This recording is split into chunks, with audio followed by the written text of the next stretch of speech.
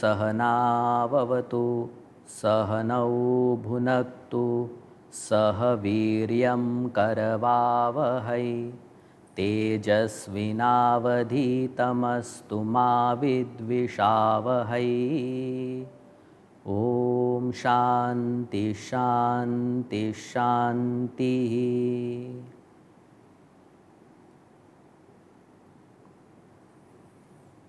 सदाशिवसमारम्भां शङ्कराचार्यमध्यमाम् अस्मदाचार्यपर्यन्तां वन्दे गुरुपरम्पराम्। श्रुतिस्मृतिपुराणानाम् आलयं करुणालयं नमामि भगवत्पाद शङ्करं लोकशङ्करं। समस्तजनकल्याणे निरतं करुणामयं नमामि चिन्मयं देवं सद्गुरुं ब्रह्मविद्वरं सद्गुरुं ब्रह्मविद्वरम्।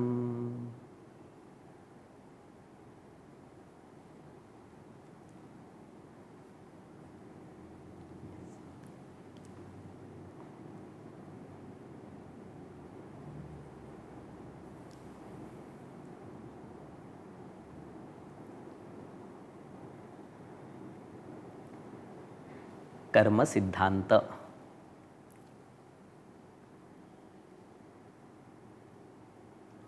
ये जब शब्द सुनते हैं तो क्या सिद्धांत मन में आता है? बहुत साधारण शब्दों में कहते हैं कि जो जैसा करेगा वैसा फल पावेगा। क्या कहते हो? जो बोए बीज बबूल का आम कहाँ से पाए। कर्म सिद्धांत मतलब ये। पर कर्म सिद्धांत पे या कर्म पे भगवद गीता में श्री कृष्ण कहते हैं गहना कर्मणो गति ही। कर्म का तत्व गहन है, मतलब कर्म में बहुत सारे पहलू है।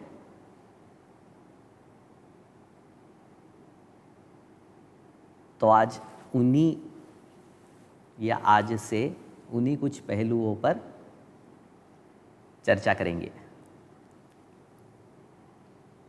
सो we will see various aspects of karma, कर्मफल सिद्धांत क्या है, कर्म सिद्धांत का जीवन में किस तरह से अभिव्यक्ति होनी चाहिए।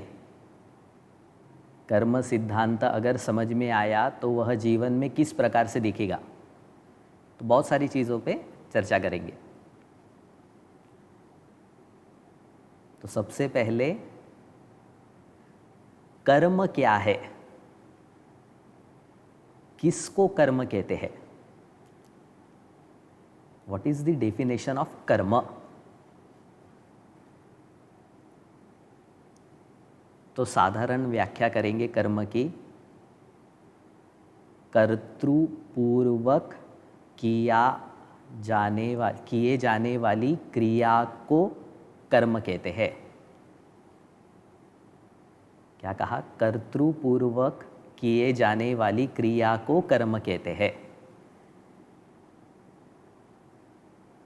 दूसरे शब्दों में कहेंगे कि वो क्रिया जिसमें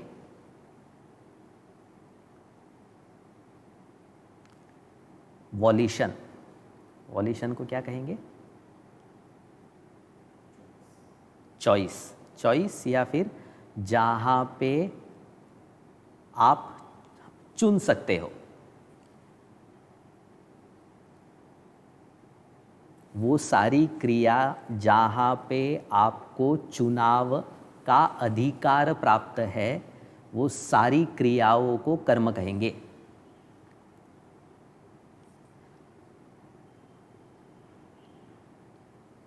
जहाँ पे कर्तृत्व है उन सारी क्रियाओं को कर्म कहेंगे। जैसे फॉर एग्जाम्पल आँख बंद हो रही है, उन्मिशन निमिशन, पलक झपकाना, क्या इस क्रिया को कर्म कहेंगे क्या? नहीं, क्योंकि इस क्रिया में वॉलंटरीली एक्शन नहीं हो रही है।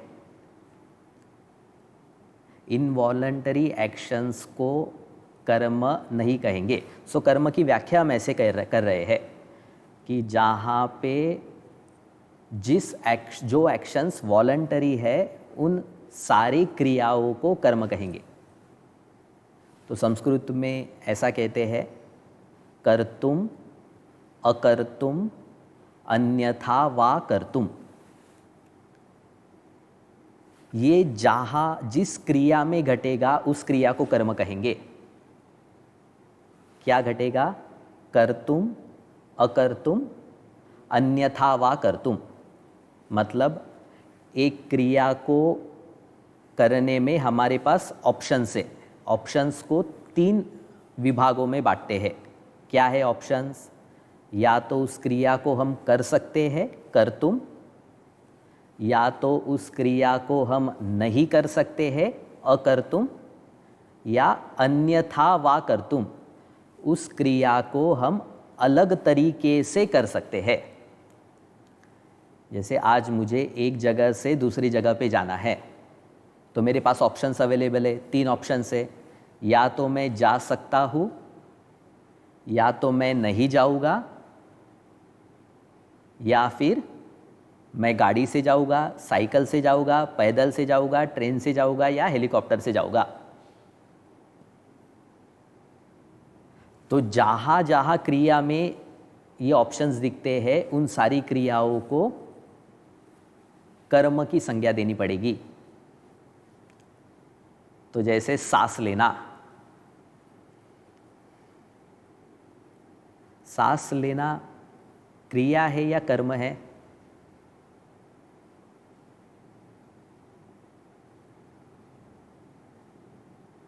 क्रिया ही कहना पड़ेगा ना, क्योंकि सांस लेना, नहीं लेना, या मैं नाक से नहीं मैं कान से लूँगा, ऐसे ऑप्शंस अवेलेबल नहीं है ना। तो सांस लेने को कर्म नहीं कहेंगे। प्राणायाम कर्म है क्या? प्राणायाम को कर्म कहना पड़ेगा, क्योंकि प्राणायाम में चॉइस अवेलेबल है।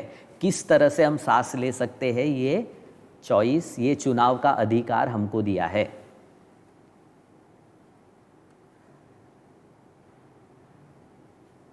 तो सिंपल डेफिनेशन क्या कर्म की कहेंगे?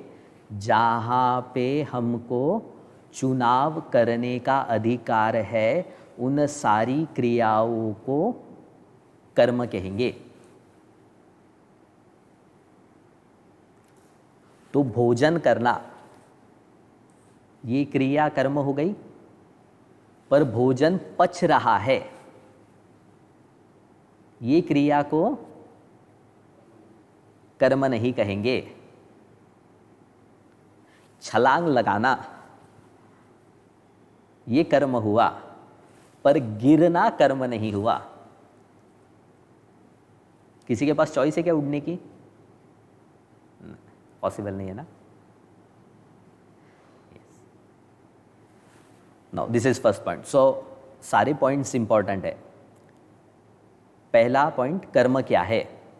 अभी दूसरा पॉइंट है प्रत्येक कर्म कर्म फल को जन्म देता है। क्रिया नहीं, प्रत्येक कर्म कर्म फल को जन्म देता है।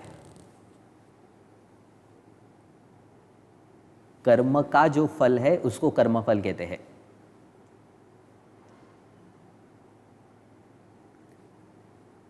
तो कर्म फल की एक विशेषता है। कर्म फल के बारे में कहते हैं अवश्यम एव भोक्तव्यम शुभाशुभम। कर्म फल चाहे शुभ हो या अशुभ हो, उसको भोगना पड़ता है। मतलब क्या? कर्म फल से भाग नहीं सकता कोई। No one can escape from his और हर ओन कर्म फल। कर्म फल उसको भोगना ही पड़ेगा, वो चाहे इस जन्म में हो या कभी और हो। पर कर्म फल स्वयं नष्ट नहीं होता है। चलो बहुत टाइम हो गया तो अभी क्या इसको फल क्या देना, ऐसा नहीं होगा। कर्म फल उस कर्ता को, जिसने किया है, उसको भोगना ही पड़ेगा। तो ऐसे इसको समझाने के लिए एक छोटी सी कथा है कि एक राजा को महात्मा ने बताया कि कल तुम्हारी मृत्यु है। तो फिर राजा परेशान हो गया। तो उसने सोचा कि अभी मृत्यु से कैसे छुटकारा पाते हैं। तो जैसे ही उसको पता चला, उसने क्या किया, घोड़ा निकाला और भागने लगा। तो उसको लगा कि मैं जितना दूर जाऊंगा उतना समय लगेगा यमराज जी को मेरे पास आने के लिए। तो जो निकला वो तो सूर्यास्त तक घोड़ा चलाते रहा। तो सूर्यास्त के समय एक पेड़ के पास आया और वहाँ पे विश्राम करने लगा। तब वहाँ से अभी वहाँ पे वो सोचने लगा कि शायद यहाँ पे यमराज जी नहीं आएंगे, उनको मिलूंगा नहीं मैं। तो वहाँ पे एकदम से यमराज जी प्रकट होते हैं और कहते हैं कि मैं यही सोच रहा था कि तुझे सूर्यास्त के पहले इस पेड़ के नीचे कैसे लाऊं, क्योंकि इस पेड़ के नीचे तेरी मृत्यु लिखी है। तो व्यक्ति चाहे कितना भी कर्मफल से भागने की कोशिश करे, कहने का तात्पर्य ये है कि कर्मफल से पीछा छुड़ाया नहीं जा सकता। चाहे वो शुभ कर्म हो, शुभ कर्म का फल हो या अशुभ कर्म का फल हो, वो भोग करके ही नष्ट होगा। सेकंड पॉइंट, कर्म क्या है? कर्तृत्व पूर्वक किए जाने वाली क्रिया को कर्म कहेंगे। कर्म का कर्मफल होता है और कर्मफल भोगेन एव नश्यति। नाउ अगला पॉइंट, कितने प्रकार के कर्मफल होते हैं? तो कर्मफल केवल 2 प्रकार के होते हैं। अनंत कर्मफल नहीं है, कर्मफल के केवल 2 ही प्रकार है। क्या है वो? सुख और दुख।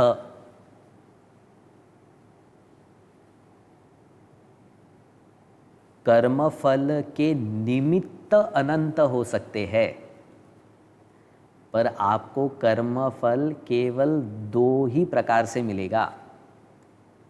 या तो उससे आपको सुख प्राप्त होगा या तो दुख प्राप्त होगा। जैसे किसी विद्यार्थी ने, 2 विद्यार्थियों ने बहुत पढ़ाई की, या ऐसा कहो कि एक विद्यार्थी ने बहुत पढ़ाई की और एक विद्यार्थी ने ज़्यादा पढ़ाई नहीं की। पर एक तो जिसने पढ़ाई की उसको 90% मार्क मिले और जिसने कम पढ़ाई की उसको 60% मार्क मिले। तो अभी जिसको 90% मिले वो स्टिल दुखी था और जिसको 60% मिले वो सब जगह पे मिठाइयाँ बांट रहा था। तो कर्मफल दोनों को क्या मिला? 90% 60% कर्मफल नहीं है। कर्मफल एक को सुख मिला और कर्मफल दूसरे को दुख मिला।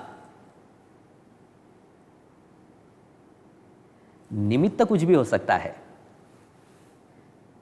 ना। एक गाड़ी को बेचने से किसी को सुख प्राप्त होता है और दूसरे को गाड़ी खरीदने से सुख प्राप्त होता है।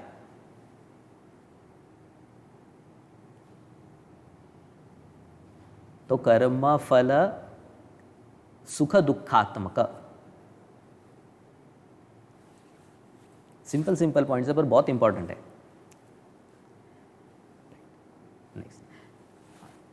अभी ये सुख दुख हमको कौन सी अवस्था में प्राप्त होता है? तो इस सुख दुख को हम दो ही अवस्थाओं में भोगते हैं। कौन सी है वो दो अवस्थाएं? जागृत अवस्था और स्वप्नावस्था। ये सुख दुख का भोग हम जागृत अवस्था में भी करते हैं और स्वप्न अवस्था में भी करते हैं। मतलब सपने में भी जो अगर सुख और दुख की अनुभूति हो रही है उसका हेतु कर्म को ही कहना पड़ेगा। हेतु का मतलब होता है कारण।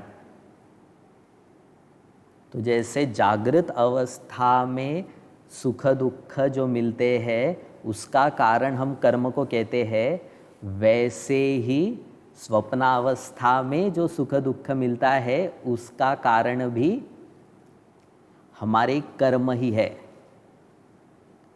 छांदोग्य उपनिषद में ये टॉपिक आता है।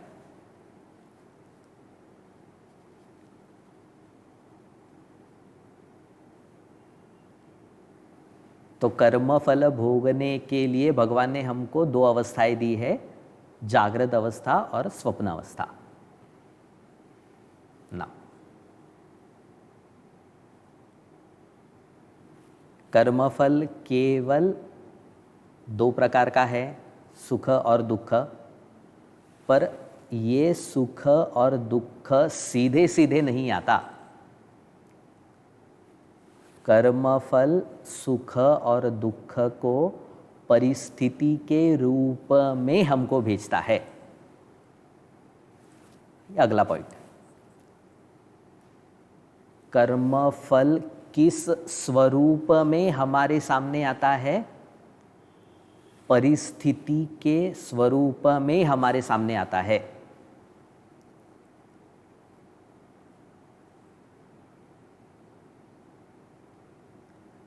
सुख दुख का निमित्त क्या है? परिस्थिति। परिस्थिति का मतलब क्या है? परिस्थिति मतलब सिर्फ बाहर के ही जगत को परिस्थिति नहीं कहते। ये शरीर भी परिस्थिति है, मन भी परिस्थिति है। ये मन भी हमको सुख दुख देता है ना, शरीर भी सुख दुख देता है और शरीर के बाहर का सारा जगत भी सुख दुख देता है। तो कर्मफल का निमित्त है परिस्थितियाँ, या कर्मफल परिस्थिति के स्वरूप में आती है और यह परिस्थितियाँ मन, बुद्धि, शरीर और शरीर के बाहर का सारा प्रपंच है। इन परिस्थितियों को तीन कैटेगरीज में, तीन विभागों में बांटते हैं। परिस्थिति के तीन विभाग है, इष्ट, अनिष्ट, मिश्र। थॉट फ्लो समझ में आ रहा है क्या? कर्मफल सुख दुख देता है, सुख दुख का निमित्त है परिस्थिति, तो कर्मफल परिस्थिति देता है और परिस्थिति से सुख दुख देता है। अभी हम कह रहे हैं ये परिस्थितियाँ तीन प्रकार की होती है, इष्ट, अनिष्ट, मिश्र। इष्ट किसको कहेंगे? तो किसी व्यक्ति ने बहुत ही उदात्त कर्म किए हो, उसके जीवन में सत्कर्म का बहुत बाहुल्य हो, तो ऐसे व्यक्ति को स्वर्ग आदि परिस्थिति प्राप्त होती है। ऐसे व्यक्ति को देव योनि, देव शरीर प्राप्त होता है। तो उसको कहते हैं इष्ट कर्मफल।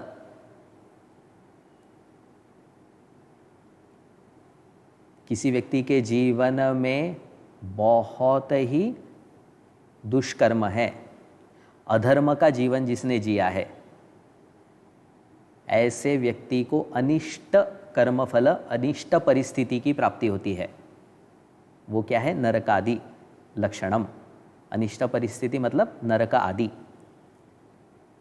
और किसी व्यक्ति के जीवन में मिश्र कर्म हो, मिश्र कर्म हो मतलब, कर्म का मतलब क्या है?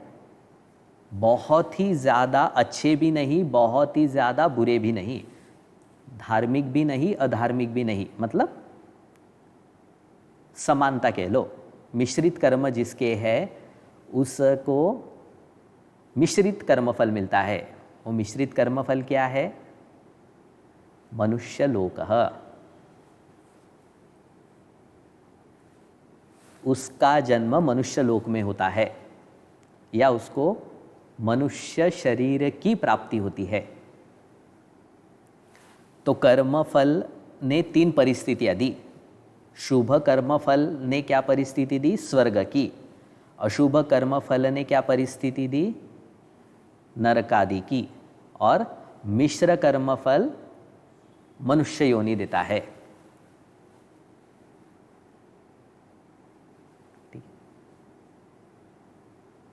जस्ट एक स्मॉल टॉपिक का विल जस्ट इंट्रोड्यूस दिस।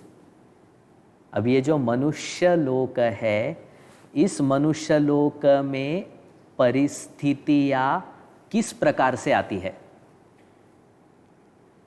मनुष्य लोक में व्यक्ति के पास परिस्थितियाँ कैसी होती है?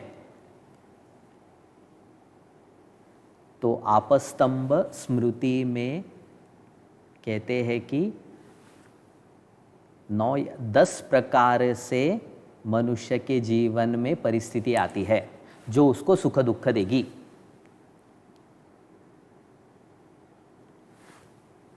मिश्र कर्मफल ने उसको मनुष्य योनि दी। अभी मनुष्य योनि में कर्मफल उसको क्या क्या परिस्थितियाँ देता है? तो मोटे मोटे तौर पे 10 परिस्थितियों की बात करते हैं। तो मनुष्य लोक में उसको क्या क्या कर्मफल मिलता है? तो कहते हैं विशिष्ट देश, जाति, कुल, धर्म, आयु, श्रुत, वृत्त, वित्त, सुख, मेधसः, ये चीज़ें मिलती है। मनुष्य लोक में उसको क्या कर्मफल मिलता है, क्या परिस्थितियाँ मिलती है? तो कहते हैं विशिष्ट देश, मतलब कौन से जगह पे उसका जन्म हुआ। जैसे भारत देश में जन्म होना एक्सीडेंट नहीं है, उसका हेतु भी क्या है? कर्म। तो उसको देश प्राप्त होता है, जगह प्राप्त होती है। जाति, जाति मतलब है यहाँ पे योनि, मनुष्य योनि प्राप्त होती है, मनुष्य शरीर प्राप्त होता है। फिर क्या कहते हैं? कुल, कुल मतलब परिवार, किस कुल में उसका जन्म होगा, किस परिवार में उसका जन्म होगा, ये भी उसका कर्म निश्चय करता है। फिर आगे क्या कहते हैं? धर्म, धर्म का मतलब है उसको किस तरह के संस्कार प्राप्त होंगे, उसका कल्चर कैसा होगा, उसकी स्टैंडर्ड ऑफ लिविंग क्या होगी, उसको कहा है धर्म। फिर कहते हैं आयुहु, आयुहु का मतलब है कि जन्म हुआ तो उसका शरीर कितने समय तक रहेगा। जैसे कोई मेडिसिन बनाई तो उसकी एक्सपायरी डेट भी निश्चित होती है, उसी तरह यह शरीर भी प्राप्त हुआ तो उसकी एक्सपायरी डेट भी निश्चित हो जाती है। तो आयु भी क्या है? कर्मफल। फिर कहते हैं श्रुत, उसको किस तरह की बुद्धि मिलेगी, उसको उसकी समझने की क्या क्षमता है, उसे कहते हैं श्रुत। वो भी कर्मफल निश्चित करता है। तो कोई कोई व्यक्ति बहुत तेजस्वी होता है और कोई कोई व्यक्ति जड़ बुद्धि का होता है। तो जड़ बुद्धि का भी हेतु कर्म है और तीक्ष्ण बुद्धि का हेतु भी कर्म है। फिर कहते हैं वृत्त। वृत्त मतलब उसकी जीविका क्या बनेगी, क्या रहेगी। शरीर को चलाने के लिए वो कौन से जीविका को अपनाएगा, ये परिस्थिति भी कर्म से निश्चित होती है। फिर कहा वित्त, जीवन में कितनी समृद्धि आएगी ये भी एक कर्म का ही परिणाम है। सुख, अनुकूल परिस्थितियां उसके जीवन में कैसी आएगी, कितनी आएगी, ये भी कर्म निश्चय करता है।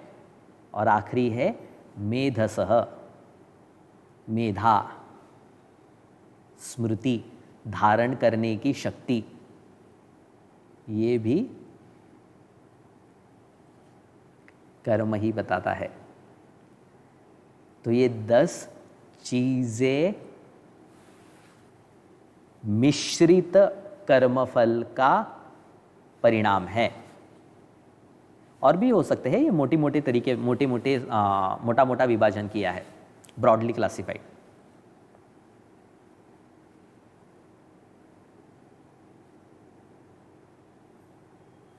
सो कर्म कर्तृत्वपूर्वक किया जाने वाली क्रिया, हर एक कर्म का फल होता है।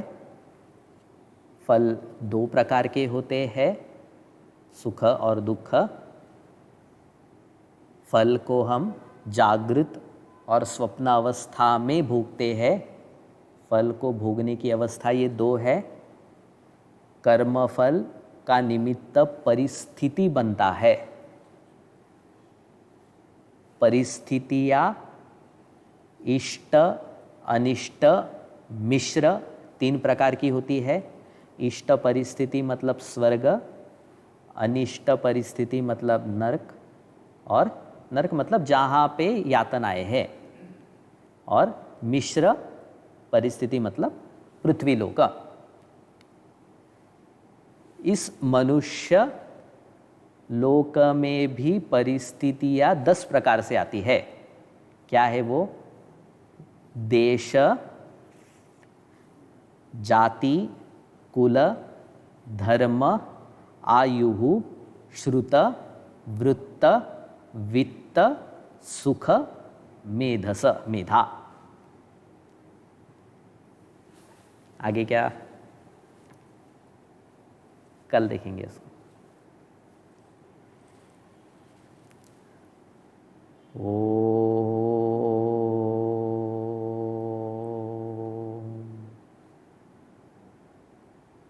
पूर्णमदः पूर्णमिदं पूर्णात् पूर्णमुदच्यते पूर्णस्य पूर्णमादाय पूर्णमेवावशिष्यते। ओम शांति शांति शांतिः। हरिः ओम। श्री गुरुभ्यो नमः। हरिः ओम।